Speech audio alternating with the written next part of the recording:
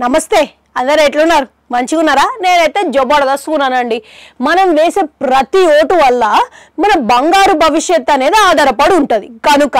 చాలా జాగ్రత్తగా ఆలోచించి దేశాన్ని సరైన దారిలో నడిపించే నాయకుడిని ఎన్నుకోవాలి ఇక రీసెంట్ గా మోహన్ బాబు విశ్వవిద్యాలయం వార్షికోత్సవం ఇంకా ఆయన పుట్టినరోజు సందర్భంగా తిరుపతిలో ఒక ప్రత్యేక కార్యక్రమాన్ని ఏర్పాటు చేశారు ఇక అందులో భాగంగానే మంచు మనోజ్ ఓటు హక్కు మీద ఒక సెపరేట్ స్పీచ్ ఇచ్చిండు ఇక మస్తు ఇంట్రెస్టింగ్ కూడా ఉందన్నమాట అందరితో కలిసి ముందుకు నడుస్తున్నాడా ఏవైనా దారుణాలకి పాల్పడుతున్నాడా ఇక ఇట్లాంటి విషయాలు ముందే 10 మందితో చర్చించుకొని సరైన లీడర్ని ఎన్నుకోండి కుటుంబానికి చుట్టుపక్కల ఉన్న వాళ్ళకే సహాయం చేయని వాళ్ళు ఇక మీకేం సహాయం చేస్తారు ఇక ఇది మాత్రం కరెక్ట్ గుర్తు పెట్టుకొని మరి ఇక మీ ప్రాంతాలల్లో పేదవాళ్లకు ఏ లీడర్ వస్తే వాళ్ళకి అండగా నిలబడతారు అనేది వాళ్ళకి మాత్రమే ఓటేయండి అంతేగాని డబ్బులకు మాత్రం లొంగి ఓటేయకండి అని మనోజ్ స్పీచ్ ఇచ్చిండు ఇక ఇట్లాంటి స్పీచ్ మనోజ్ ఎందుకు ఇచ్చిండా అనేది ఇండస్ట్రీలో టాక్ ఆఫ్ ది టౌన్ అయింది కొందరైతే యాంటీ జగన్ స్పీచ్ అంటారు అయితే మనోజ్ సన్నిహిత వర్గాల సమాచారాల ప్రకారం